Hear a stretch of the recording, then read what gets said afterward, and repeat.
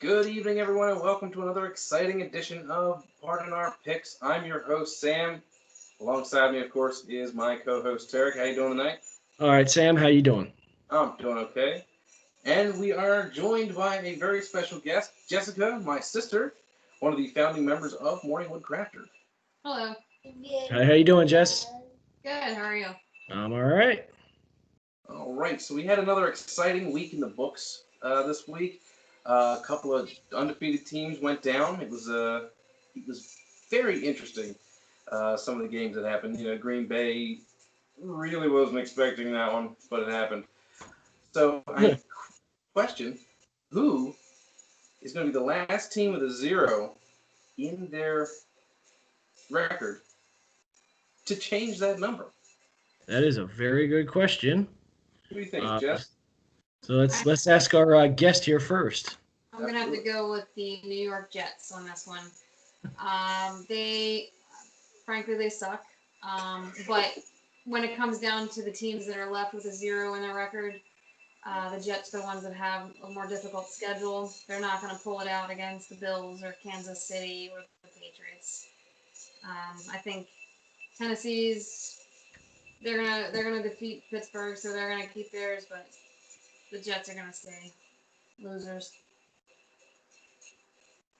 Yeah, I really can't argue that. I was looking through the list, and there are a couple that just seem really bad, but they seem to be the worst. Even Denver beat them at their lowest point, so I can't really say anything else on that.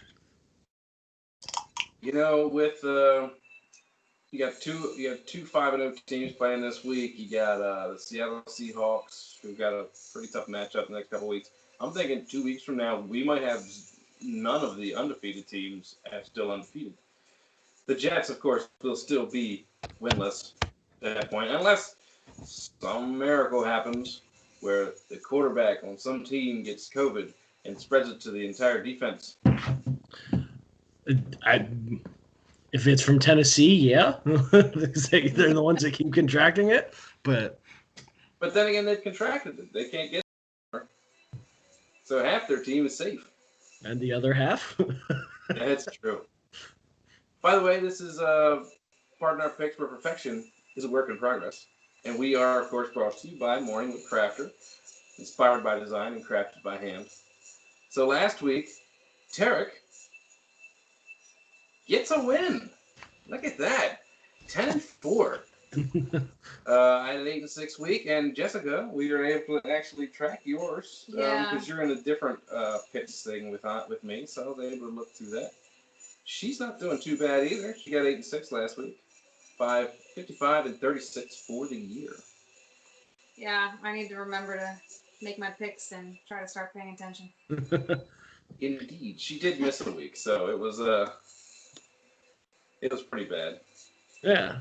So, and speaking of last week, so you mentioned Green Bay as one of your surprises.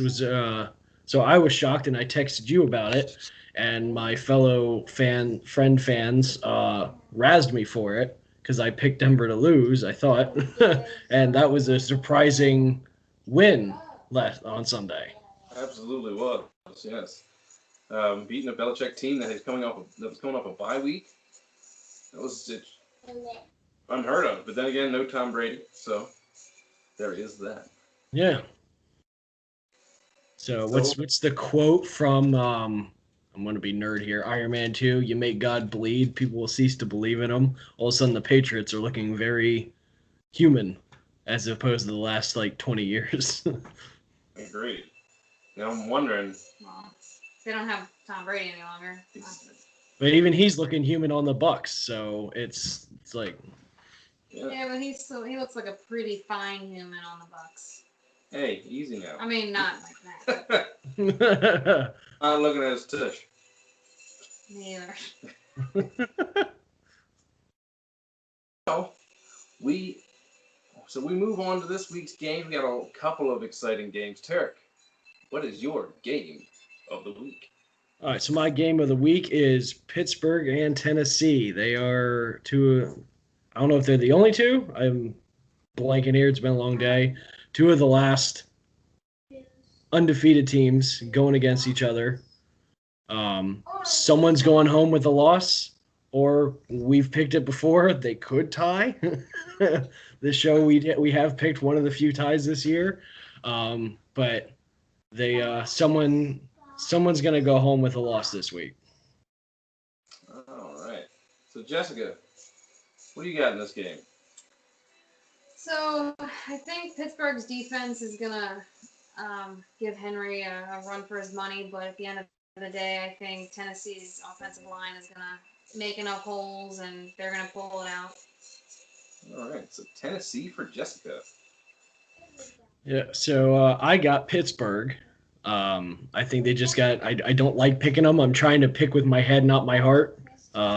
Burns me sometimes, but I hate the Steelers in Pittsburgh. And I can't think. Roethlisberger, that's his name. Almost as much as I hate Tom Brady. But I think they're just a little bit more experienced, got a couple more things in the bag. Tennessee, their main weapon's Henry, and they use him, and he's effective. But I think the Steelers are going to be able to stop him, so I think they're going to win. Tennessee's had a couple of additional weapons this year. I think their tight end, Jonnu Smith, he's been pretty darn good, getting just about a touchdown a game. I'm Steelers going into Tennessee. Tennessee just coming off that big win over Buffalo. The Steelers just put the screws to the Cleveland Browns, both of whom were 4-1 teams. Tough pick, but I think Tennessee's got just enough gas in the tank to win. So I got Tennessee. Okay. All right, let's move on to the Carolina Panthers at the New Orleans Saints. Yes. So I went ahead with the New Orleans Saints on this one. I think it's going to be a close game, but with New Orleans coming off of a bye and me hoping that Drew Brees gets me some fantasy points as my backup quarterback, I think it's going to be New Orleans. Yeah, I'm agreeing on New Orleans. Panthers have shown some life, even post Cam Newton, but I don't think they've showed enough to overcome a Drew Brees experienced team. So it's kind of like the same story I came up with for Pittsburgh and Tennessee. I think experience is going to win out. You got a diehard like possible Hall of Famer quarterback going against team still trying to prove itself and rebuild itself. So I'm going with New Orleans. So this is the story of the starting quarterback versus the backup. Teddy Bridgewater was the backup while he was with New Orleans. He was with New Orleans. Sorry, my screen keeps going dark, and I'm thinking it's gonna kick me off at some point. But and he led them to quite a few victories. So I mean, he did pretty good there. He's been pretty good in Carolina, especially with the backup running back Mike Davis, who's surprised with the load that he's picked up. I don't think that's going to matter because New Orleans is going to score a lot of points, and I don't think Carolina can keep up. So New Orleans in this one for me. All right, let's move on to the other undefeated team, the 5-0 Seahawks, in a NFC West divisional bout against the Arizona Cardinals. So I think this is going to be another close game. I think Arizona is going to give Seattle a run for their money, but in the end, I think Seattle's going to pull it out. They're coming off of a bye, and I think Metcalf's going to have a big game. Yeah, Seattle has showed more what they were like in their Super Bowl run from a few years ago. They look like a fantastic team. I've been shocked at every corner personally of what they've been able to do this year. I picked them. Arizona coming off the big win against a depleted Dallas Cowboys team, much to my chagrin. I mean, they showed a lot of offense, but then again, every team has shown a lot of offense against the Cowboys. The Seahawks, 5-0, you said, coming off a bye. Teams are difficult coming off a bye, and I think they're going to go into Arizona, and Arizona's going to be humbled in their own stadium, Seattle, for the victory. Let's move on to an AFC West clash. The Kansas City Chiefs going into Mile High Stadium, or Sports Authority Stadium, as I think it is now, playing the Denver Broncos. I'm going to go with them. No, I'm just kidding. I'm going gonna go with Kansas City on this one. I don't think it's gonna be a close game. I think Mahomes is gonna blow it up. Uh, it's their second road game in 2 weeks, I think, and it's gonna be a little bit tougher for them, but close in my opinion. Get a towel. Yeah, so I went against the grain on this one. I don't think anybody else is picking Denver. I've gone against them so many weeks here, and then they kind of shocked me this last week with the win against New England. I don't fully think that they're good. Like Kansas City's just looking too good. They even beat Baltimore, who's one of our mine and Sam's picks to win the Super Bowl this year. But I think just maybe I'm hoping for some kind of off chance that they're going to ride that high. They got their players back. They got Locke back. They got Lindsey back. Their defense is stepping up, so they're finally starting to hit a groove. Didn't think they were going to beat New England. It happened, so I'm hoping for another miracle. I'm going with Denver. So don't forget to bring a towel. One of the most random things we've done on this show, of course, last year we had the entire camera fall on us, so that was pretty random. Kansas City is a juggernaut. They've had a couple of slow games against some tough competition. The Chargers, shockingly. Denver coming off that big win against New England last week, but they didn't really score touchdowns. They got a lot of field goals. Yeah. And I think that's going to be the difference here. Kansas City's going to score touchdowns, not field goals. I got Kansas City in this one pretty big.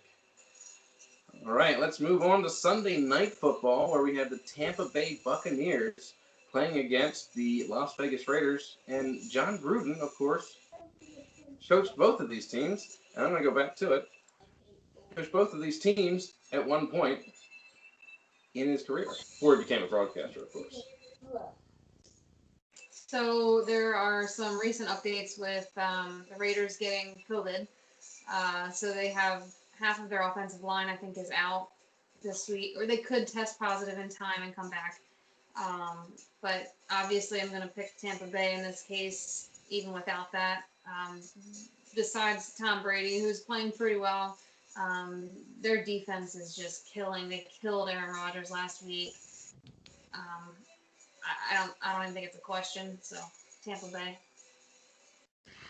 Okay, I went the other direction. I went with Las Vegas. They, while not perfect this year, they seem to be doing a little bit better, just trying to push their inaugural season this year. They're at home, and I want Tom Brady to lose. So, and he's come back with fourth down, and everything. So we've seen stranger things happen. So I like Gruden and what he's been doing. So I'm going with the Raiders. The fact that there's been COVID-related issues in Las Vegas is news to me. Didn't know about it.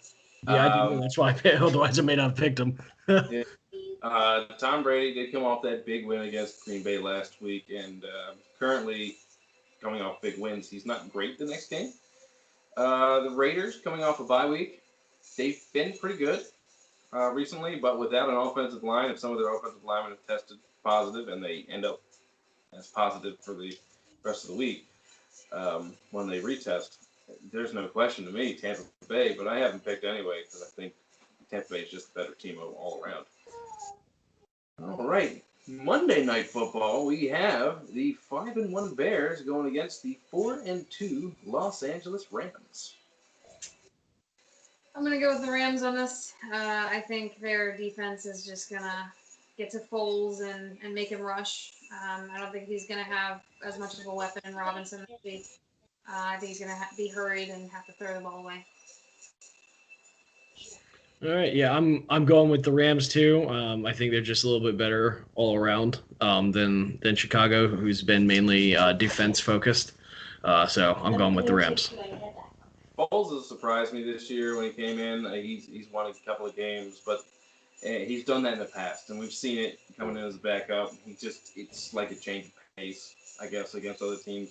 The Rams have that defense. They're going to be able to get to them. They're going to be able to stop the run.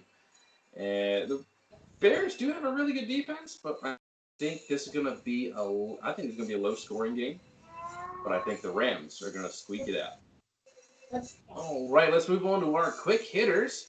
Let's start with an AFC North battle. The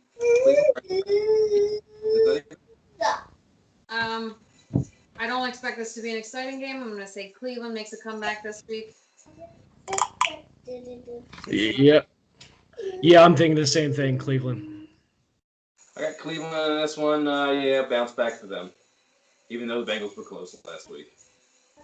All right, the Detroit Lions against the now no longer winless Atlanta Falcons. I think Atlanta's going to bring this one out this week. Matt Ryan and Julio Jones are going to make a few connections, and I think it'll be a close game, though. Yeah, I am going with Detroit on this one. Atlanta finally getting their offense back. I see them stringing together a pair of wins here. Atlanta over the Lions. An NFC East battle, or slap fight, because they're both terrible. The Dallas Cowboys at the Washington football team. Going with Dallas. I think Elliott's got to make up for some fumbles from last week. Yeah, I'm going with Dallas. I think they're finally going to win something because Washington's just that much worse, I think. I'm going with Dallas because in the slap fight between Washington and New York Giants last week, the Giants won the slap fight in a low-scoring game. Go Dallas. Now on to the other slap fight of the week, Thursday Night Football. New York Giants, the Philadelphia Eagles. I think the Giants' defense is going to actually make some plays this week, and the Phillies are just a dumpster fire. I think, especially now they have so many injuries. So especially now that the Phillies are playing football. Baseball. Oh, God. That might do better. If the Phillies. Wentz might do better for the Phillies than he does for the Eagles. Would. So with the game on Sunday, I don't know who did better. What was the story? Whether Philadelphia did better or Baltimore just let them catch up to get them hope. But I think they might just pull. They might think, oh, hey, we got that far in Baltimore, so I'm going with Philly. I got Philly in this one. I think Philly was actually pretty decent in the game, but Baltimore just took the foot off the gas last week. That's my answer to that one. Let's move on to an AFC East battle. The 4-2 Buffalo Bills against the grounded New York Jets. It's going to be 0-7 for the Jets. We already agreed because they're not going to win this one. Yeah, I'm looking for it. I'm pretty sure I got Buffalo going on this one. It's not even a question. Yeah.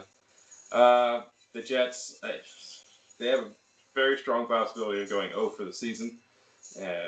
So definitely Buffalo in this one. The Green Bay Packers going into Houston against the 1-5 Houston Texans. Green Bay is going to bounce back from last week's loss. God, I hope so. I don't even think it's questioning Green Bay. Yeah. I need Aaron Rodgers to do well for my fantasy team. San Francisco, losers to the Miami Dolphins last time they were out there, and against the New England Patriots, losers to the Denver Broncos. I think San Francisco is going to win this one with Jimmy G coming back, and I think New England's going to continue with their negative momentum this week after their loss. Yeah, I got San Fran on this one. I got San Francisco in this one too, but it's going to be real close. So it actually might be a very exciting game. Yeah, it might be. Now on to our final game of the week, the Jacksonville Jaguars against the Los Angeles Chargers. I went with Los Angeles Chargers. They're coming off of a bye, and I think they'll pull it out. Yep, I got the Chargers. They're at home. They're playing better. Jacksonville isn't doing that great, so Chargers. I got the Chargers too. I'm a believer in Herbert. I think he's going to turn it around. Plays pretty good, but his defense hasn't helped him much. That's it for this week, folks. If you want to pick against us, go ahead and put it in the comments. And don't forget to check us out on YouTube. So. Yeah, like that video. Let us know you're watching. Subscribe it so you know when we're uploading these, and you get to know what else we're trying to do. We got a couple plans in the works for the future. Yeah, absolutely. So, for pardon our picks, I'm Sam. I'm Tarik. I'm Jessica. And you have a great football week. Bye, guys.